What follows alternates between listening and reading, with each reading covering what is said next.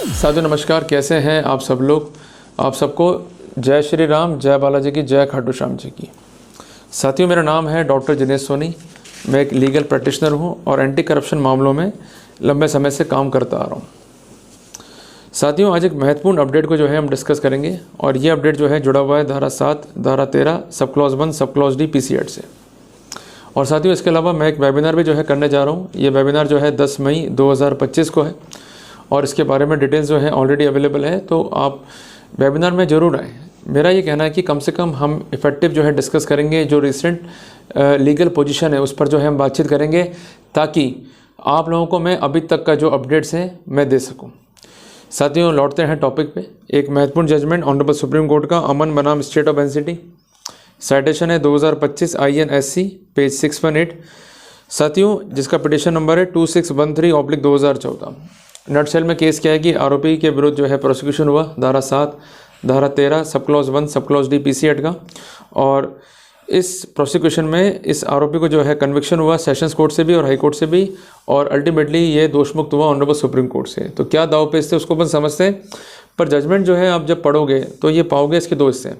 और सबसे ज़्यादा डिस्कस पहली बार किसी केस में हुआ है तो वो यही है कि पब्लिक सर्वेंट का स्कोप क्या होगा, क्या एक स्टैम्प वेंडर पब्लिक सर्वेंट की कैटेगरी में आएगा या नहीं आएगा। तो कोर्ट ने आंसर नेगेटिव में दिया है, मीन्स हमारे खिलाफ दिया है। उनका कहना यह है कि जो कंसेंट स्टैम्प वेंडर है he is a public servant और इस पर ड्यूली एप्लीकेबल है प्रिवेंशन ऑफ करप्शन एक्ट। और इस जजमेंट के पैरा नंबर 68 में आपको ये ऑब्जर्वेशन देखने को मिलेगा। अब दूसरा इसका जो पार्ट है वो है प्रोसिक्यूशन। उसको अपन समझते हैं। इस मामले में जो कंसर्न आरोपी है इसके विरुद्ध FIR दर्ज होती है। आरोपी को रंगे हाथों पकड़ते हैं। अल्टीमेटली ये चार्जशीट होता है और इसके बाद इसका केस चलता है और केस के निस्तारण में सेशंस कोर्ट इसे कन्वर्ट करता है। मामला जाता है हाई कोर्ट में, हाई कोर्ट भी कन्वर्ट करता है। मामला पहुंचता है सुप्रीम कोर्ट तक। और साथियों दाद देनी पड़ेगी ऐसे आरोपियों की जो सुप्रीम कोर्ट जाके कम से कम लॉ पॉइंट तय तो करवा रहे हैं। अगर हम में से कोई भी लोग होते और उन्हें कन्विक्शन ट्रायल कोर्ट से हो रहा था तो वो बहुत परेशान हो जाते। हाई कोर्ट से आ रहे थे तो बिल्कुल ही ऐसी स्थिति होती कि से मर गए, अब तो बच सकते ही नहीं है। पर इसका दिल देखो, कितना लंबा ये मुकदमा लड़ा और सिर्फ मैटर था 12 रुपये का। उसके लिए सुप्रीम कोर्ट तक जाके लड़ा, बहुत बड़ी बात है। तो कम से कम ऐसे लोगों को हमें अप्रिशिएट करना चाहिए और ये सम्मान के पात्र हैं कि अगर ये ना होते तो कम से कम लॉ पॉइंट तय ना हो पाते। तो इनका होना हमारे सर्वाइवल के लिए बहुत ज़रूरी है। तो इस केस में क्या पॉइंट थे कि जो परिवादी है ये 9/12/2003 को कंसर्न आरोपी से मिला। इसने कहा कि मुझे स्टैम्प पेपर परचेज़ करने हैं। तो आरोपी ने कहा कि स्टैम्प पेपर तो आपको मैं दे दूंगा, पर 10 रुपये की जगह आपको पे करने पड़ेंगे 12 रुपये। 2 रुपये इसने कहा कि ये रिश्वत के हैं। इसने मैटर रिपोर्ट किया एंटी करप्शन को। उन्होंने वेरिफिकेशन किया, प्री ट्रैप किया, पोस्ट ट्रैप किया और अल्टीमेटली आरोपी को ट्रैप करते हुए इसके विरुद्ध चार्जशीट को पेश किया। इसका प्रोसिक्यूशन हुआ। अल्टीमेटली ट्रायल चला। ट्रायल में इसको दोषसिद्ध किया सेशंस कोर्ट ने। मामला हाई कोर्ट पहुंचा। हाई कोर्ट ने भी अपील को रिजेक्ट कर दिया। मामला सुप्रीम कोर्ट पहुंचा। अब सुप्रीम कोर्ट में जो कुछ तर्क रखे गए वो काफ़ी इंपॉर्टेंट थे। पहला तर्क ये था कि इस केस में जो स्टार या जो मटेरियल विटनेसेस हैं वो हैं परिवादी, पंच विटनेस, TLO एंड IO। और ये फैक्ट एडमिटेड है कि जो कंसर्न TLO है और IO है they are not the eye witnesses. और जो कंसर्न परिवादी है ये हो गया हॉस्टाइल। इसके अलावा पंच विटनेस भी सपोर्ट नहीं करता है। जब कोई स्पेसिफिक एविडेंस ही नहीं है तो ऐसी स्थिति में आरोपी को दोष सिद्ध करना अपने आप में ही गैर कानूनी था। इन्होंने ऑनरेबल सुप्रीम कोर्ट का ध्यान दिलाया एक महत्वपूर्ण लॉ पॉइंट की तरफ कि demand is sine one on. Demand को प्रूव भी करना होगा, डिमांड स्पेसिफिक भी होनी चाहिए। अगर डिमांड प्रूव नहीं है, डिमांड स्पेसिफिक नहीं है, ऐसी स्थिति में कंसर्न आरोपी को धारा 7, धारा 13(1)D पीसी एक्ट में दोषसिद्ध नहीं किया जा सकता। साथियों एक बात आपको पुनः मैं नोट कराना चाहता हूँ कि इस केस में जो कंसर्ट व्यक्ति है उसका ये भी प्ली था कि मैं लोक सेवक नहीं हूँ, मैं सिर्फ स्टैम्प वेंडर हूँ and I am having मियर commission from government, that's why I am not a public servant. पर कोर्ट ने ये पॉइंट इसके खिलाफ तय कर दिया और पैरा नंबर 68 पे जाकर आप इस ऑब्जर्वेशन को पढ़ सकते हैं। साथियों पुनः मैं रिपीट करना चाहता हूँ, आपको लिखाना चाहता हूँ कि कई बार आप सबकी क्वेरी होती है कि भाई अगर हम केस लड़ रहे हैं एंटी करप्शन का तो सबसे महत्वपूर्ण बात यह है कि कॉरपोरेशंस फाइल पे होने चाहिए। कोरोबोरेशन मीन्स कंसिस्टेंसी, एक चेन जो है जुड़ जानी चाहिए, जहाँ भी चेन टूटेगी या चेन का ब्रेकेज होगा उसका डेफिनेट फ़ायदा जो है आरोपी को मिलेगा। तो पहला पॉइंट क्या था इस केस में कि जो परिवादी है वो हो गया हॉस्टाइल।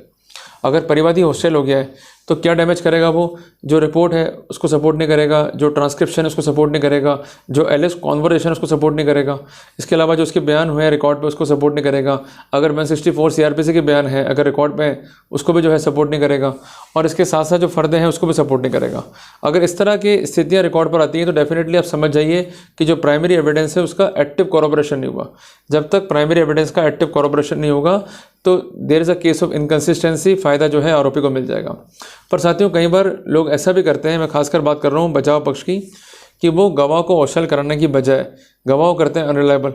जैसे मान लीजिए करेंसी नोट में जो है वेरिएशंस आ गए, या कई बार ऐसा भी होता है कि जो थ्योरी है प्रोसिक्यूशन की उसको मिसमैच करा दिया कि ट्रांसक्रिप्शन में अलग बात है और जो रिपोर्ट है उसमें अलग बात है और जो बयान है उसमें अलग बात है, या कई बार मटेरियल एविडेंस को रिकवर होना उसका सीजर जो है बताया जाता है पर वास्तव में वो सीज नहीं होता है, तो ओमिजन्स, कॉन्ट्राडिक्शन या इनकन्सिस्टेंसी के पॉइंट पर जो है केस को लड़ा जाता है। सबसे इंपॉर्टेंट बिंदु है, इसको जो है आप नोट कर लीजिए। इनका कहना है कि परिवादी के बाद जो केस को सपोर्ट कर सकता है वो है पंच विटनेस। इस केस में पंच विटनेस को रखा गया। जब उनके बयान कोर्ट में हुए तो उन्होंने कहा कि ना तो हमने कुछ देखा ना सुना, और जो अमाउंट था वो रिकवर हुआ कंसर्न आरोपी की टेबल से। नोट जो है पड़े हुए थे रजिस्टर के ऊपर, इसके अलावा कोई भी पैसा जो है कंसर्न आरोपी के पर्सन से रिकवर नहीं हुआ। तो ये स्टेटमेंट जो है डैमेज करता है डिमांड को, एक्सेप्टेंस को, रिकवरी को। क्लियर है? तो इसका डेफिनेट फ़ायदा जो है यहाँ मिला आरोपी पक्ष को। इसके अलावा एक महत्वपूर्ण जजमेंट है ऑनरेबल सुप्रीम कोर्ट का, उसको आज तक लड़ाई किया जा रहा है। जजमेंट है Neeraj Dutta versus state of NCT, जिसका साइटेशन है 2023 वॉल्यूम 4 एससीसी पेज 731।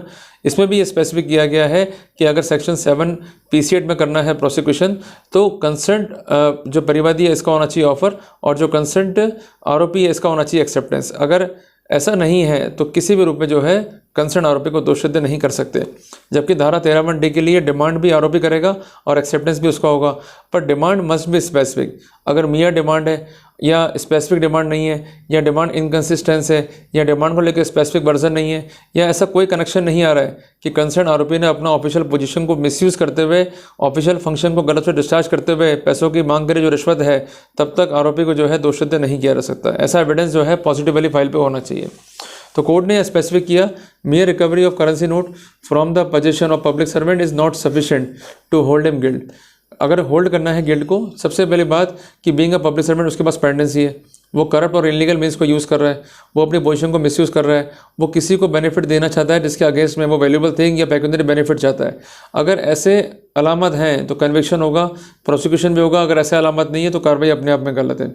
इसके अलावा अगर मटेरियल इनकन्सिस्टेंसी है तब भी जो है फ़ायदा मिलेगा कंसेंट डिफेंस को। और इसके अलावा कई बार क्वेरी आप सबकी आती है कि धारा 20 पीसी8 का जो है प्रिजम्पशन है तो वो कब ड्रॉ होगा। इसको लेकर भी कोर्ट ने जो है स्पेसिफिक व्यू दिया है कि जब तक कंसर्न प्रोसिक्यूशन अपना केस साबित ना कर ले तब तक प्रिजम्पशन जो है ड्रॉ नहीं होगा। पर कोर्ट ने ये भी स्पेसिफिक किया है प्रिजम्पशन केवल धारा 7 के लिए, ना कि धारा 13 sub clause 1 sub clause D पीसी8 के लिए। तो जो मामले धारा 7 के हैं वहाँ पर प्रिजम्पशन है, पर प्रिजम्पशन का होना अपने आप में ये प्रमाण नहीं है कि कंसर्न आरोपी को ही हर तरीके से अपना बचाव जो है साबित करना पड़ेगा बियॉन्ड रीजनेबल डाउट। आरोपी को अपना बचाव रखना है बाय प्रिप्रोडेंस ऑफ द प्रोबेबिलिटी, जिसके लिए वो जिरह कर सकता है परिवादी पक्ष से, या इसके अलावा वो ऐसी सर्कमस्टेंसेस को रिकॉर्ड पर रख सकता है जिससे संभावना क्रिएट हो जाए और केस में डाउट क्रिएट हो जाए। जैसे ही केस में डाउट क्रिएट होता है, संभावना क्रिएट होती हैं, तो ऐसे सिनेरियो में बर्डन जो है शिफ्ट हो जाता है कंसर्न परिवादी के ऊपर। Now he has to prove the case. अगर वो केस जो है स्टैंड नहीं कर पाता है then definitely we could have the benefit and could avail the benefit.